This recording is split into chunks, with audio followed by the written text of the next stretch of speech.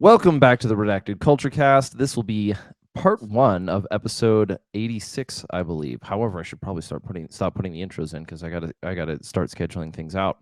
But today we're gonna read a maxim from Napoleon Bonaparte, the first French emperor, and he makes this statement: "The transition from the defensive to the offensive is one of the most delicate operations in war." And that would be maxim 19. And part of the reason why we bring that up is because we like to read some of the great military leaders of the past and hoping to find ways to learn about it. And where else in the country, in the United States, have we seen the shift between both offensive and defensive military maneuvers in the United States than where our guest calls home? So would you introduce yourself? Hello, my name is Mark with the Appalachian Rangers Association. As it is, we're out of Appalachia. There's, it's pretty straightforward, cut and dry. Which is good. We're going to jump into questions on that right away because there's a way. I think for the one thing I've learned is that traveling around the country, different phrases have different means. Like, for example, in the South, Rangers means one thing, but in the North, Rangers means a completely different thing. Rangers in the South is usually seen as some sort of either military or special kind of law enforcement thing. But if you go up into the North, you're like Smokey the Bear. And so the Appalachian Rangers Association, I want to hear more about that. Before we jump too far into the show, though, I want to remind you, for those who are watching on YouTube, you can see the background now. We're doing a Tour knife giveaway. Tour makes some excellent tools, excellent knives, as well as a pretty solid tomahawk, which I have scarred myself with at least once. We're doing a giveaway of one of their knives. There are 3 ways to enter. You can either sign up for our Dead Drop mailing list, which we are emailing list, sorry, our Dead Drop newsletter. You could also find the specific post on Instagram to make a comment tagging somebody you know who needs a better belt knife. And then the third option is any order that you place between now and the 20th, which is Saturday, 20th of May, any order that you place between now and the end of the 20th of May that includes one of the 2 pre-order shirts. It could include the inverted or the subdued. If any order that has one of those 2 items in it, every $5 counts as an entry as well. So there you have it. That's enough of the salesman side of it. Let's get into the conversation. So Mark, what the first question that I think I have to ask is, what is the Appalachian Ranger Association and how did it come to pass? Sure. We are, first and foremost, a citizen volunteer first responder organization. In regards to what that means is that we pride ourselves in assisting our communities first and foremost in regards to natural disasters, or honestly, it could just be cleaning up local parks. It is something that we try to encompass a little bit of culture in regards to. You have a bunch of younger men, especially this generation, that want to do good. They don't necessarily know how to do it. And we kind of create that framework and that level of morality that lets them help and lets them get out there and be like, okay, cool. We have, policies, procedures. We have, uniforms that we would wear, for like performing search and rescue or community service, established SOPs. It is more or less a yeah, citizen first responder organization, and the soul and spirit of us is a martial fraternity, where we don't ask for anybody to pay into anything. There's no dues or anything. I ask 3 things, for my personal rules, and that's, you just show up, you care, and you just don't quit. No matter how difficult things might get or how frustrated things might become, during at an FTX, maybe something's not necessarily clicking with you. Understanding the course material, so you'll get with whomever your educator is, or you'll ask for additional information, or you'll message one of us, and maybe we can get you some one-on-one education to help you understand the course curriculum, like especially when it comes to like medicine. And at this time of the year, our docs are pushing hard where it's like, hey guys, make certain you don't become heat cats, because at this time of year, especially May until about November here in Appalachia, it is humid and it is hot, and guys want to look cool, but they don't want to dress for the occasion until it's their first FTX and they realize that, oh, hey, it's literally magma out here. Maybe I should, dress in more cooler clothing. Maybe I should, not dress as drippy, to put it. Instead, I should focus on how to make certain that I'm not going to become a liability to my team, to my family, or otherwise, because safety comes first. But yeah, it's just stuff like that that we try to do. We're a family organization as well. We'll have local family nights. So it depends on which. So we have call trees, and depending on the regions of Appalachia that you're in, and it depends on what that call tree wants to do for that family night.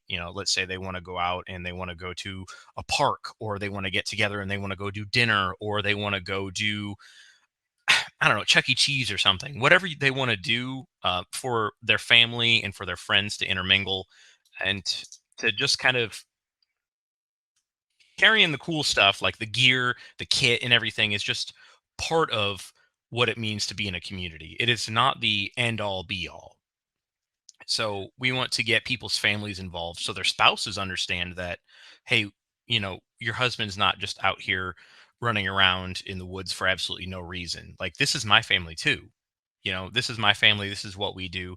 You've met my wife. You've met my children, met my child, whatever kind of deal. So it gets that culture more ingrained. So when their children grow up, they're ready to just step into it. And they also have a good, solid moral foundation. Um, they're not, they have community right off the bat. How long have you guys been around? So we were founded officially August 28th of 2021 at 8 p.m. And so I would say that we didn't get to where we are now. So our first year was foundation building. So up until the end of more or less August of 2022 was us trying to figure out what worked, what didn't work, laying out what we wanted. So I have a 5-year plan. And in that 5-year plan is I have my quarterly milestones, I have my yearly milestones that I like to reach for our growth and to getting our message out there to hopefully change and shift the culture of, I hate to say, gun culture, quote unquote, but I don't know. What are we at right now? 3, 4, 7? I don't know. Yeah, I think at this point in time, as far as the scanning I've heard, let's just say in as far as gun culture, it's a mix between, oh, it's tragic that we're not a community, we have to call it a culture on one hand. Can't remember who said that. And then on the other end, it's like trying to figure out kind of like the first, second, third, fourth, fifth generation warfare idea of like where are we technically at? And the answer is Yeah. you'll know it when the generation has passed, kind of thing, right? Like we are obsessed with generations as far as terms. It's definitely a cultural milieu phrase because, like, oh, I'm a millennial, I'm a Gen Z. It's like, well, that that is a new culture. Historically speaking, that is kind of new. The way of thinking about it in so many distinct formats. It's also, but it also harkens to the idea of the structure of scientific revolutions and paradigm shifting by Thomas Kuhn. So I don't know. I don't know where we're at, and sometimes I go. Sometimes I wonder how much it matters. I mean, I don't think it does matter. I mean, it's all going to be ambiguous anyways. it's used, but it is useful context. Correct. Still, right? Because I So. think that the solid definition is we all understand that gun culture 1.0 is the gun culture of our grandparents. For instance, the philosophy behind that is just, oh, you just shoot at a range or you go hunt and that's it. You never met my grandparents then. My grandfather was a very different man. But I get Well, but I I'm get but like, well, I'm sorry. That's one grandfather was one way, the other grandfather was a very different way. But yes, I get it. overly generalized. Mhm. So mea E- culpa. Extremely regimented practicality kind of focus, like only for hunting, very, I guess I don't know, because like our grandfather's generation was it was some of the youngest people to see World War II. At least mine was. So, Mine was as well. My grandparents mhm. both fought in World War II. I apologize. I had a little bit of hiccup there. My Oh no, family it's not all emigrated to the United States in the 70s. So we yeah, that was in our backyard. Jeez. Yeah, no, mine did not. But we'll get in. We can if that story is necessary, we'll get into it. So you guys are you still call yourself an organization even in this day and age where no one wants to be called an organization because that's sketchy. So there's kudos to you, man. That's good courage. I So appreciate it. We have a solid moral foundation. We have everything that I believe is necessary in order for us to continue to do good. Because yeah, we are absolutely organized. We are organized for our communities and for our families, and for good. And if anybody wants to paint that in some kind of negative light, I mean that's on them. well, yeah, they'll do it, but then that usually is an identifier of malice. Did you was there a precipitating event that caused this, or was this how did this come to pass? So so long story short, I was looking for a community, and this was during 2020. So I retired from. I was a peace officer for almost a decade, and I retired in January of 2020 from doing that line of work. And then COVID happened, and I spent like that entire summer just doing nothing but I studying for to get into IT, but also absorbing the wealth of knowledge from firearms community, firearms people that was put out there, especially stuff from T-Rex Arms, of course, Grantham as always, and it really made me real. There was one video that really stuck with me, and that's Isaac Botkin's video on radio communications that happened in 2020, and he said my favorite part was, don't worry, what you're worried about is you're worried about building the people outside of your radio range and getting them into it. And I'm like, that's a good point, because right now I have a radio but nobody to talk to, and that kind of just put the seed in my head, and I was like, I would like people to talk to.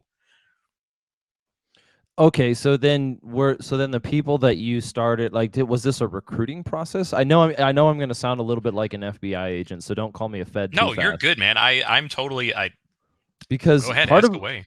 part of the reason why I'm interested in this is we saw something similar pop up in 2020 because I was living in Minneapolis at the time. And Oh, my family's from Minneapolis and Minnesota. So like we were living there, my wife and I were there. We weren't terribly close nor terribly far. We were close enough to the rioting area where it was considered a legitimate threat, but we weren't close enough where we couldn't sleep at night. Like no one got stabbed on our doorstep. But yeah. like even a year later, people are still getting robbed at gunpoint by a shotgun at the street across the road from where we were living. And so that was a little, sketchy, but what we did see is we did see some spontaneous organization, we'll call it. I knew one neighborhood that was, Reactionary movements. yeah, well, there's a neighborhood that was directly, it was like a couple blocks down from, they could see the fires of the third precinct when it was burning from their home. And so they kind of created like a neighborhood watch. There were other neighborhoods that did certain things to kind of harden themselves as a target. And then there were also networks of people that I saw, and then even that I participated in, that sort of created a communications platform so that we could talk to each other and and essentially disseminate useful information, move people and supplies if we needed to, and then look out for one another. And then primarily the big thing that it ended up coming down to was being able to determine and distinguish threats from stories. But that was very spontaneous. But yours continued even afterwards. And I'm kind of curious on how that went about, because 2020 and 2021 were, I don't know how different they were for you, but for Minnesota, they were pretty much the same thing: riots, fires, chaos. News just it was less present. So with that, the organization, like I didn't start to interact with anybody until I had what I believed was the foundation of what I wanted down. Because I spent 2020 kind of observing and watching, and I saw these groups form and then dissipate and then wax and wane. It was very interesting. But I spent that year. I also met my wife that year, so I was focused on building my relationship with her. And I met some guys. It was through an Instagram group, and they were friends of friends, and we all just went and shot together at the range. It was early on in the year.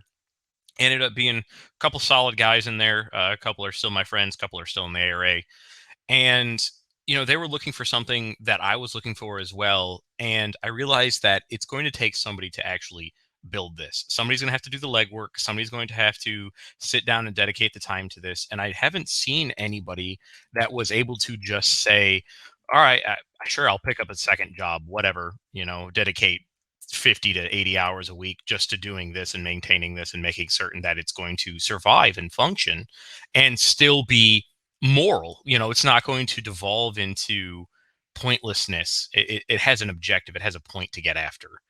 Mhm. And over time, especially within 2021, um, I created this idea, and I knew what I wanted. And yeah, I gathered these gentlemen. We all had supper in late August, and we established our bylaws, and that was the foundation of our organization.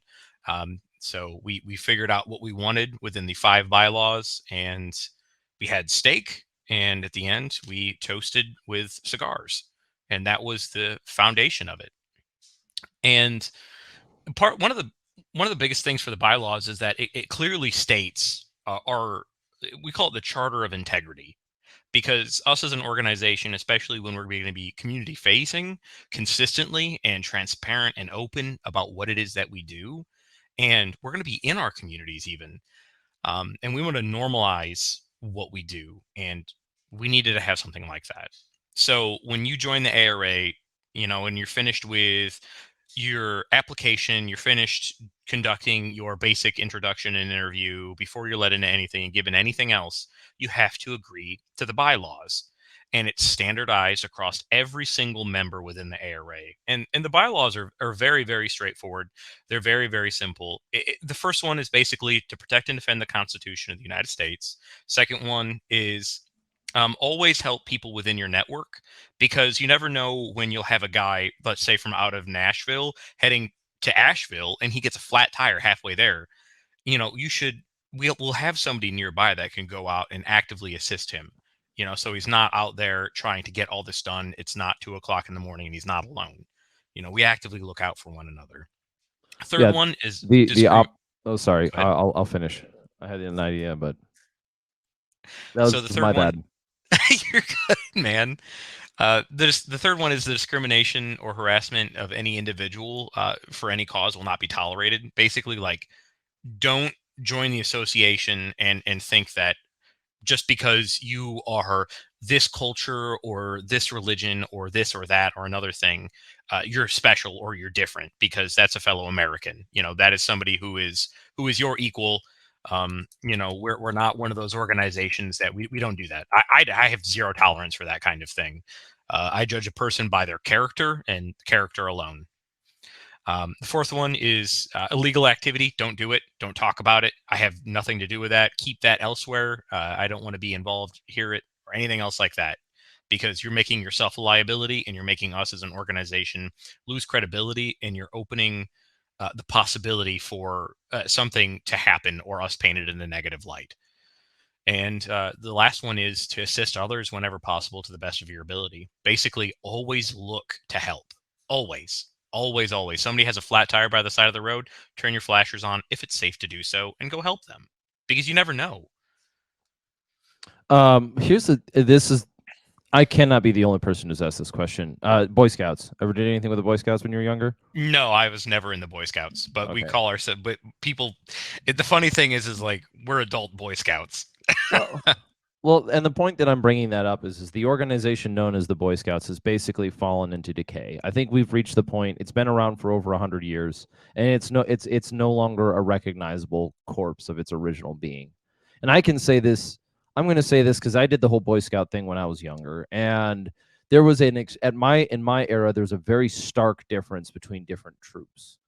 There were some troops that were there just to fuck around. That was all they were there for, and the parents were that kind of that their parents were that kind of middle class midwestern parent who wanted to drag their kid through something that they would refer to as an achievement, so that that kid would have a leg up in life later. It's kind of like it would almost be like the example of like a of the criticism of a bourgeoisie family, where it's like, I'm gonna make my kid look respectable, even though he's anything but that. so that he'll have an advantage when he's like 19 years old or he's 18 trying to get into college. And then there were other Boy Scout troops that were run by the children, not run by the adults, because and the children were like, when I say children, were run by the boys, and the boys had they set out to do rock climbing and bicycle trips and these aggressive, assertive challenges and land navigation and camping trips that were actually camping trips, not like you know be be fools in the woods kind of stuff. So there's a really stark difference in my era, and then by the time I became an adult, I came to understand that there's just, I almost get to say back when it was hard, but we all like to say that kind of stuff. And so I'm actually right now at this time, I'm really curious what is going to come up, what is going to pop up to replace them. And my gut reaction is that it's going to be decentralized, is that you're going to see some areas where that happens naturally, and then you're going to see some areas where it's going to have to sort of enter into town. So that's why I find it so interesting, is because as far as this being an adult Boy Scout thing, the term Boy Scout used to be in my memory, the term Boy Scout used to be a derogatory term, something that you called a kid who was like interested in doing the right thing but was socially awkward or something else. And then some maybe a goody two shoes. What are you, a Boy Scout, right? And now I think that it's changed. Is that it's like, well, I'm not a degenerate. Are you a Boy Scout? Well, I'm not a degenerate, so I don't need to respond. But I think men are actively looking for that kind of community to be involved in, and I want to hear more about it. Because where I'm living, I'm not near Appalachia. Unfortunately, should you find yourself out this way, you're more than welcome to come join us. Who knows? It's true.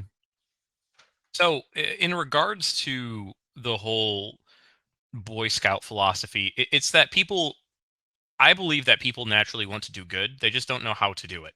They wait for somebody else to build a frame of reference and then a network for them to do so. And I think that the Scouting Association or Scouting Organization, I can't remember what its actual name was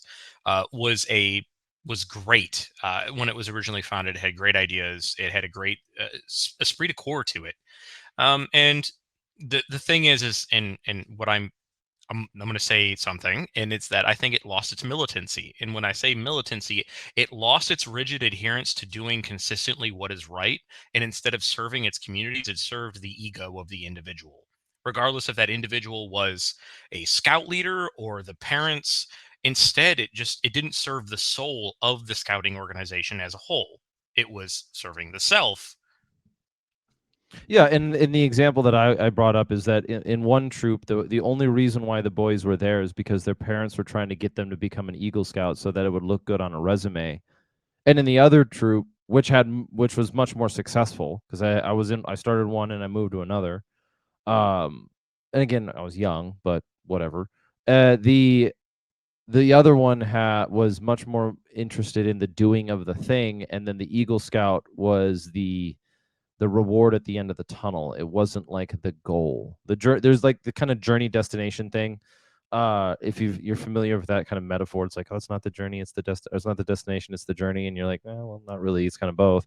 But in that sense, the one group was only interested in the potential economic. The one group, the negative group, the corrupted version of Boy Scouts, was a group of kids who had no real interest in being there, being dragged along by parents whose only real incentive was some potential economic benefit for their kids in the future.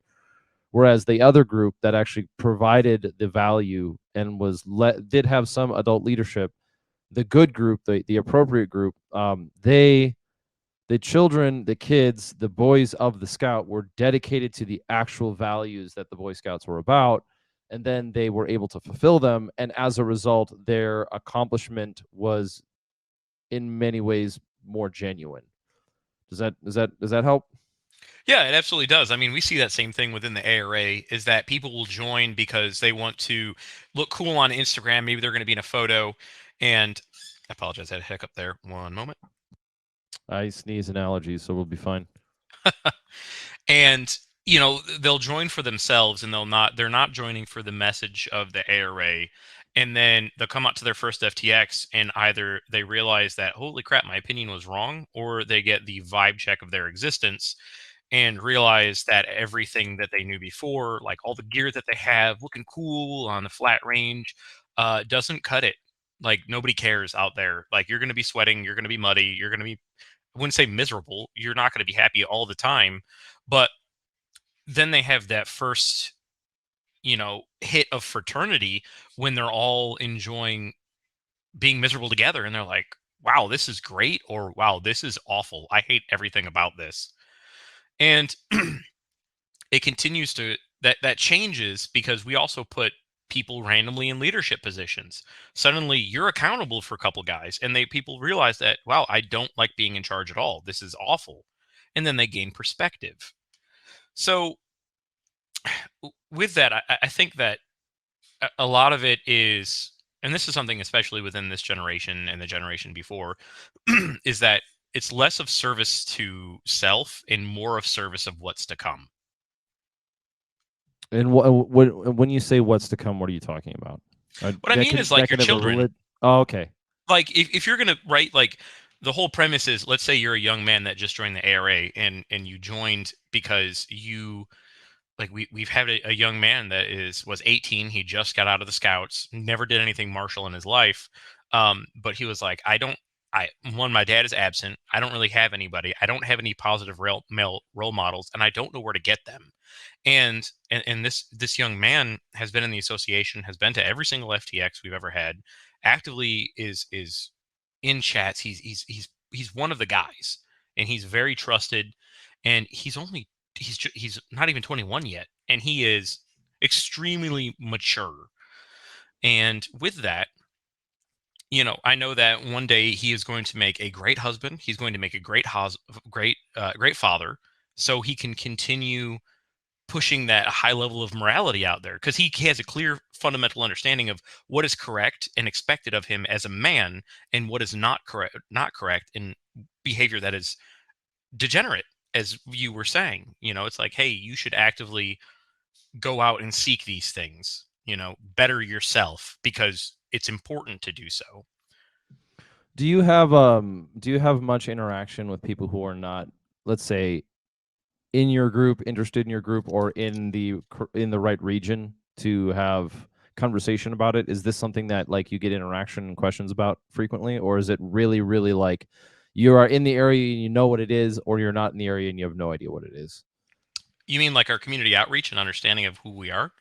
Like, the reason why I found out about you, I found out about you through a person, right? But I also don't fit, like this is kind of, it's my job, in a sense. It's my role right now to communicate with different elements of gun culture. It's my goal as well, through this project itself. Is one of the goals of Redacted, the Redacted Culture Cast, is to reach across the entire span of what we call gun culture and beyond, so that there's one site, one conversation that we get to have across so many different peoples, right? So that, and this is, I know this is going to come across a little bit as like a shameless plug of the show, but one of my goals has been it would be great to be able to sit down one day and host a conversation with Isaac Botkin, and then the next day host a conversation with GBRS Group, and then the next day host a conversation with somebody who is in charge of the the logistics chain for a small company, and then have a conversation with somebody who's into community building, and have a conversation with somebody who does lock picking. There's a Sky Pirate or Cloaked Entry Co. And keep going, and like one radios and over here. And so that was some of the vision that set out for this. And I hope I'm not letting the cat out of the bag too much for the audience.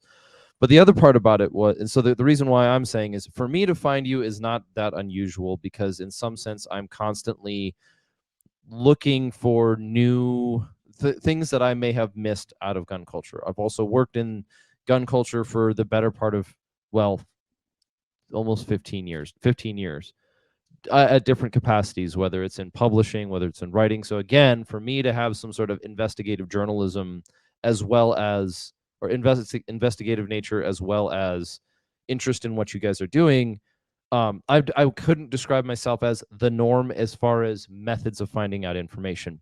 But as far as that, I can't imagine I'm the only person who's knocked on your door metaphorically and said, "What's this about?" Yeah, we actually have that all the time in the community, especially when we're doing. Most recently, we had a community cleanup where we had a couple guys from Call Tree, that's out of Knoxville, Tennessee, go around and clean up garbage. They, you know, that Knox County was holding a garbage cleanup, so we had several of our guys go out there and just do cleanup, and they did meet and greets, handed out cards because we standardize our cards, and yeah, it was pretty open, pretty transparent. It's like, what are all these guys doing wearing the same thing? And if you've seen our Instagram, you'll see that it's you'll see it's green on tan, green on brown, or brown on green, or any variation. It looks like a World War II GI a little bit. Um, and it's just captivating that soul where it's like, oh well, that's pretty cool, that's unique. It's organized but not too militant. Mm-hmm. And You're not wearing the blue polo and khaki pants with the white face of the Fed group known as the not Proud Boys. Who is it? Patriot Front. yeah, or something like that. It's where I will frequently wear a name tape so you could literally see my last name. Like, I'm extremely open to my local community about who I am, what I am, why I'm here. And I know it's crazy, right? Because you're like, what? Why?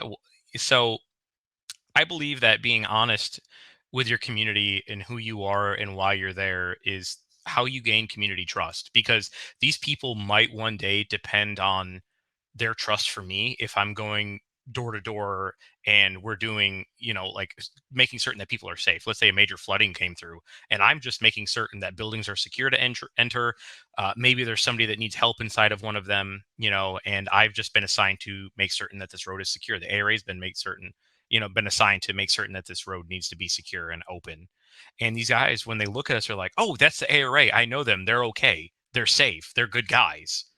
Yeah, I something that you encourage. I've had. We're about 30 minutes into this conversation. One thing that you've encouraged me in, and I'm reminded of, is that a lot of gun culture approaches. Maybe not even that's the right way of saying it. I have myself become used to the expectation, the sort of default assumption that any sort of human organization that comes out that is kind of gun culture related is approached with that level of skepticism, which assumes it's false. It's like it's either too good to be true, or it's not what it says it is, or it's trying to be something it isn't, or whatever, right? Does that is that so? How have you faced a decent amount of skepticism from just gun culture, or do you get more of that from your local community? Honestly, a little bit of neither, because we'll have guys that are within our local communities that are current first responders. We interact with first responders quite a bit because they'll see us all the time. Like, uh, for instance, oh my gosh, we got finished up with a field training exercise and we were all standing outside, and we were, we get uh, at one final lunch with ourselves, with everybody, make certain that nobody's injured, everybody's hydrated, everybody's safe to drive home, and everybody's fed before they go home. And we kind of talk a little bit. And there's this guy that blitzed through the parking lot of the location that we were in, and he smoked into a light pole, and he was going like 75. Yeah, and I'm on a motorcycle, and right on the spot, because we literally have doctors inside of the organization, nurses, we have EMTs. We had guys literally 50 feet away from him with full medical kit ready to go. And we secured him, prepared him. We made certain the scene was safe. We were Johnny on the spot before PD even arrived, including organizing traffic.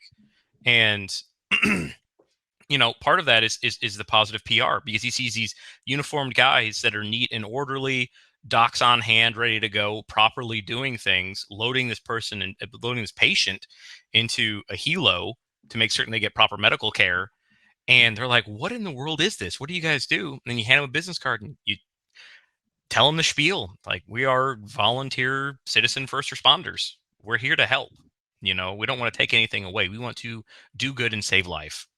Have you ever been compared to like a government civil defense force? Are you familiar with that term? I am familiar with that term. I would say that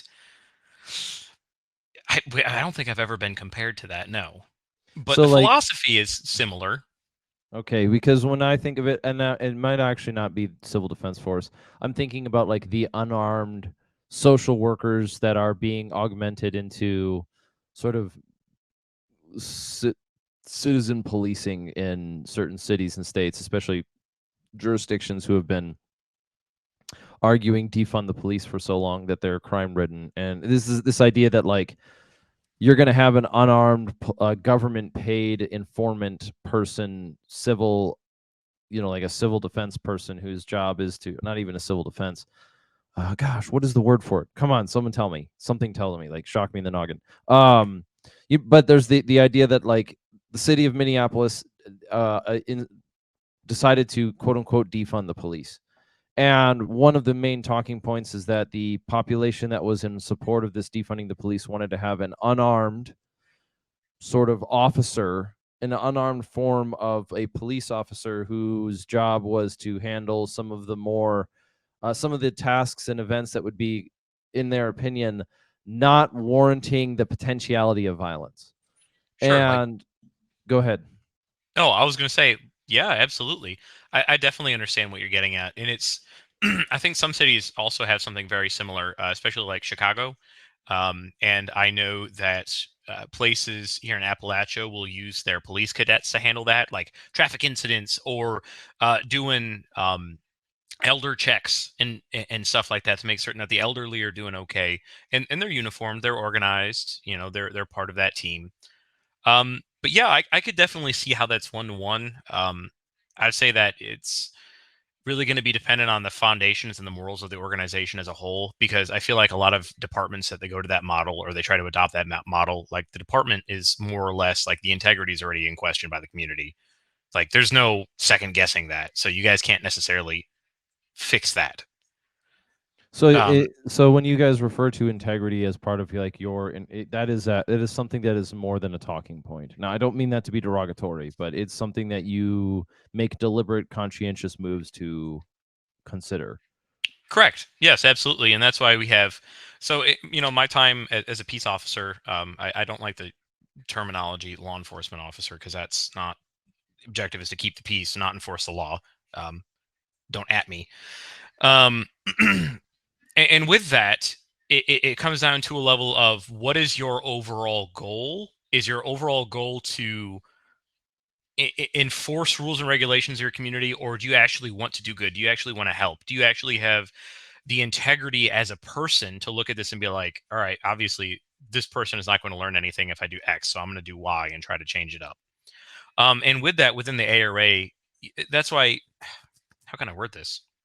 It's one of the biggest reasons that we train on use of force so much, because understanding the totality of, hey, don't do anything that you don't need to do. If you can have a conversation with somebody and stop a fight before you do anything, that's the best route to go, because nobody's going to get hurt. That's a conversation. This person might be having a bad day, and understanding everybody wants to be cool and have all the kit and have all the guns and think that their solution to every problem is just burn it down, Charlie Brown. And that's just not the way to go. You you need to actually engage with people because, believe it or not, the court will in some form always exist. And if you just go yeet somebody into the forever box, you still have to explain that. You still have to understand why you use that level of force in some way, shape, or form. And that's why we carry less than lethal implements on our persons. We don't carry liability sticks. Batons are fake and lame. But we'll carry OC. We'll carry pepper spray. We train in that because it's like I don't want to hurt anybody that I don't have to. But I myself, I don't want to be hurt. But I also don't want to stop a threat using a lethal implement if I have other tools like my interpersonal communication or understanding. Just maybe it's just the way that I look that day. Maybe it's my presentability. Maybe my uniform is clean and sharp. So when somebody says integrity, my perception is of a total organization, their actions in the past, because the community will see that dictating their actions in the future. Because if you handle something poorly, that's it, dude. You're done. Your integrity is in question, and unless something comes up so you can get a Hail Mary, it's kind of it, man. You're done. And the only reason that exists for departments is because You're not going to defund departments. You're not going to defund agencies, because sometimes these agencies exist for themselves, regardless of what that is. And that could be anywhere, um, past or present. A good example of that is in Athens, Tennessee, in when all the GIs came home and the town sheriff was very corrupt, and the citizens, were like, hey, this isn't going to fly at all. The classic Battle of Athens analogy, perfect.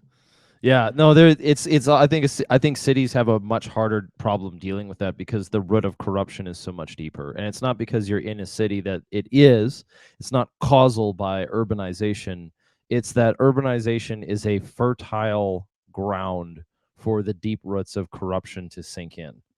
Absolutely. I mean, you'll start off, I think the biggest issue that we were seeing for a while is that the reason the reason crime exists is not because people are evil. It's frequently because poverty exists, and people are kept impoverished. And with that, you'll have people that want to have some form of escapism, and that escapism can be pursuing a lifestyle, or it could be addicted to narcotics, or it can be an addiction to a lifestyle. It could be a forever yearning to escape one's own societal constraints. And that's another reason why the ARA exists, is because we want to create a solid foundation of morality amongst young people. So in some way, we're hoping to break those chains. We're hoping to stop that before it begins, because we want people to be like, all right, well, what would my dad do? All right, well, my dad wouldn't do that.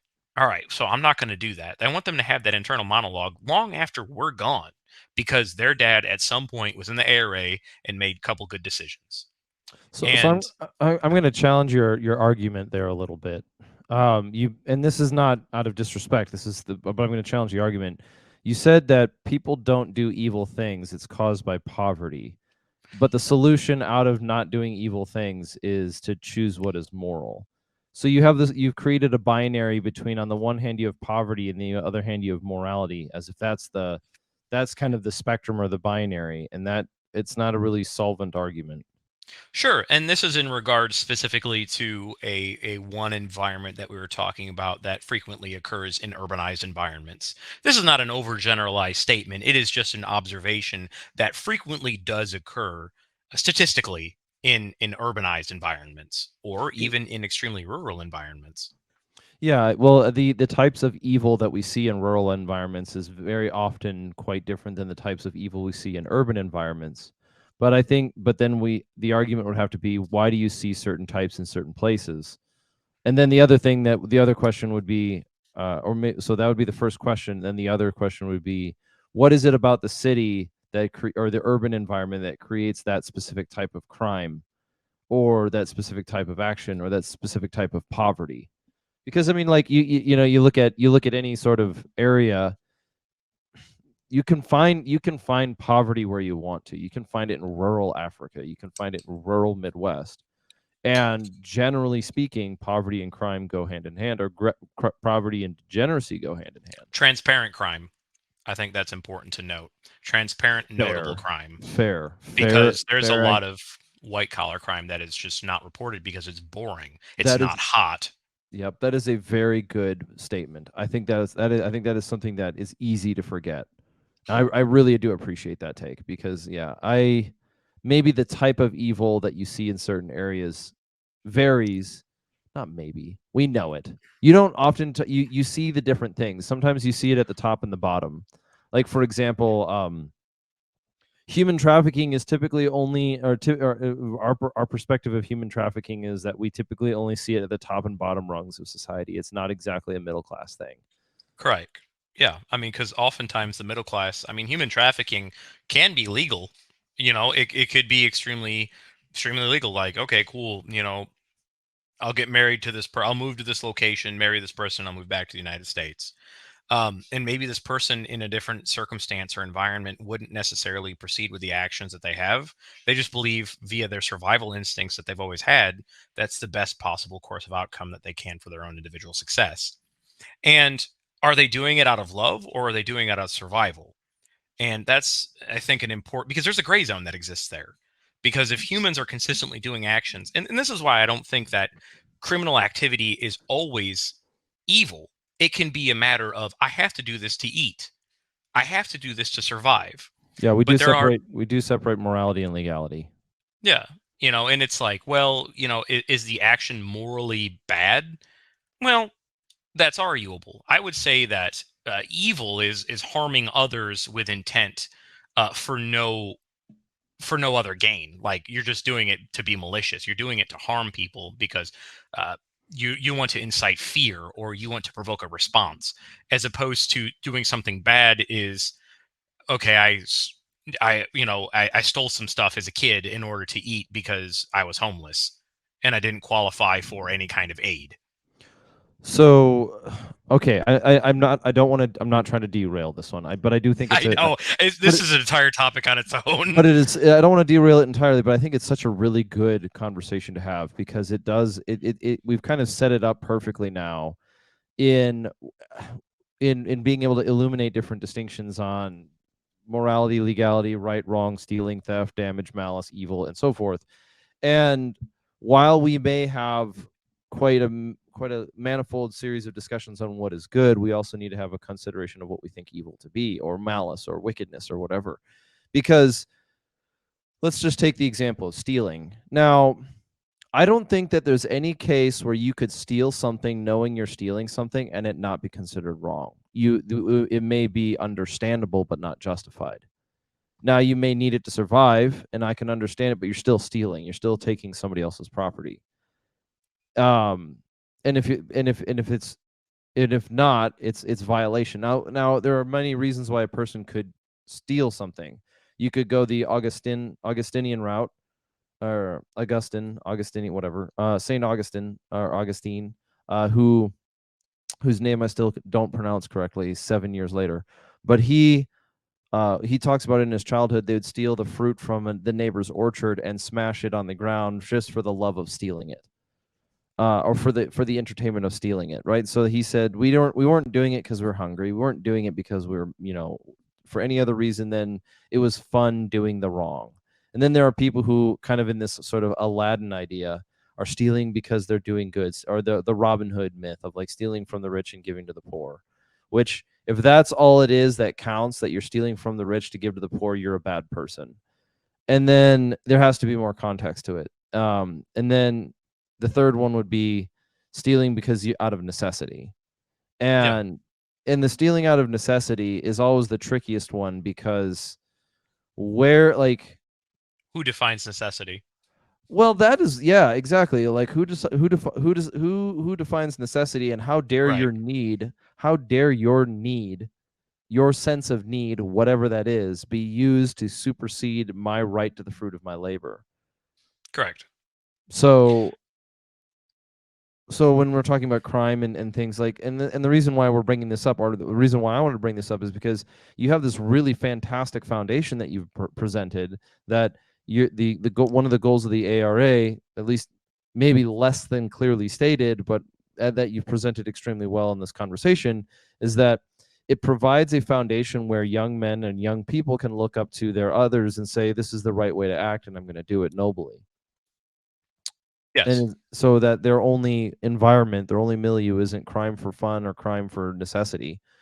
So Yeah, I mean, and how many of, especially with my generation and the generation before, like I myself was born in the 90s, and a lot of people that I grew up around, and the generations that came after, don't have a positive, strong male role model to look up to, or positive female role model to look up to, and they frequently, it's young men that are left by the wayside because society treats young men as expendability, like we're seen in a different light. And that's why you'll have these young men that will go online and they'll adhere to more, uh, I don't want to say extremist views, but there are people that will latch on to something that they may not be, or they're just trying to find their own identity. And that identity can be in their race, color, creed, religion. It could be where they're from. It could be something along those lines, rather than saying, I am who I am. I am just what I am. I am a collection of I am my behavior. have you read this book, Why Young Men by Jamil Javini? I'm putting it up. I have not. Okay, yeah, I would recommend that one. As far as this subject, if you want to reach out afterwards or clip it from something, it's a good example. But I already have it written down on my Right in the Rain. yeah, there you go. I highly recommend it. Why Young Men by Jamil Javini, and he addresses that very specifically on how young disaffected or organizations, specifically in his case, he's oftentimes in the beginning talking about what is it, the Nation of Islam, and how he observed Louis Farrakhan and the Nation of Islam as one example of an organization that preyed on the lack of connection that young men had and gave them something to kind of live for, or even more importantly, die for. And that's why they got involved in their kinds of like domestic terrorism and crime and activities. And so like I think you're 100% correct. You're on the money, and you're doing essentially the Lord's work by saying, young men. Yes, I agree with you. Young men in our country do do not have the same um, opportunities afforded to them to be participants in their community as a respectable individual as they have in the past, which is why I brought up the question of the Boy Scouts, because and that while that may be seen as a tragedy, is also, in my opinion, rightly seen as an opportunity for a new group of people to stand up and say, we are going to be the men of this country, and we're going to choose to do what is right. And they'll separate themselves out from the examples of Javini because of their actions. They will raise men to be moral, not to be malicious and angry. So Absolutely. I think I it's a good mean, one. well, I just want to make certain that, the generation that comes after me, especially with my children and my brother's children within the ARA, they are given the opportunities that we didn't have. Because in order to break the cycle of traumatic events, you have to make the cognizant effort to put in and say, no more. It's done with me. It ends with me. I need to do what is right. Because everybody else before me took the easy way out. I'm not going to. I mean that's a really that's a say that again, because that's a fucking hard bar to say. Okay, so it is the cognizant effort to always and consistently do what is right, and that whatever traumatic event and whatever happened before me, whatever I've experienced from others, it will die with me. My children, their children, and my brothers and sisters' children will not experience that because I need to kill it. Alrighty, well, what we're gonna do then is we're gonna end this first part a little bit early, because I think that's a strong place to stand for part one with Mark of the Appalachian Rangers Association. I still said it right? Appalachian. Appalachian Ranger Association. Gotcha. So we're gonna end part one, and we're gonna come back for part two. Where do people find you that in a way where, especially people in your area who are not yet familiar with it, or people who are interested in moving into that area in case they wanted to get connected? Or final question for you to present, if people were to have questions for you, advice on how to do it themselves, would you be willing to give some of that advice, just from the small things you've learned? Yeah, so I'll start off with answering the last question first, and that is, in 2024, I plan on actually teaching and educating organizations and groups that want to do what it is that the ARA does. Maybe they don't know where to start. Maybe they don't have their foot in. They don't know where to begin, and they want to do the right thing. They want to make certain their organization is moral. They want to make certain that the people they surround themselves are good, and they there's a lot of administration that goes into it, and that's what we're going to be more or less taking care of. We're going to be walking people through how to do specific things, how to establish operating procedures, how to begin, and that's the goal for us. I would at some point like to make the ARA my full-time job, so I'm always available. The ARA is always available. There's always somebody in Appalachia willing to help out. So that's the back question first. And then the first question last is going to be, we can be found at AppalachianRangers.org, or we have our Instagram, Appalachian Rangers. I'm not certain if Instagram is doing their whole shadow thingy, shadow ban thingy. But if you dig, you can find us. And I'll Yeah, include it. go ahead. I'll include it in the bio below. So Oh, that's you good to know. rock. Good. But yeah, Both that's of the them. only social media that we have at the moment. I have a creaky chair, but okay. Well, awesome. Well, Mark, let's wrap it up for today, and let's get ready for part 2 because I know exactly where we're going to pick up where we left off. But yeah, for those of you who are still listening, thank you very much for following along with the Redacted Culture Cast. This has been Mark of the Appalachian Rangers Association, and the important thing to remember is keep your hatchet sharp and your powder dry. Based.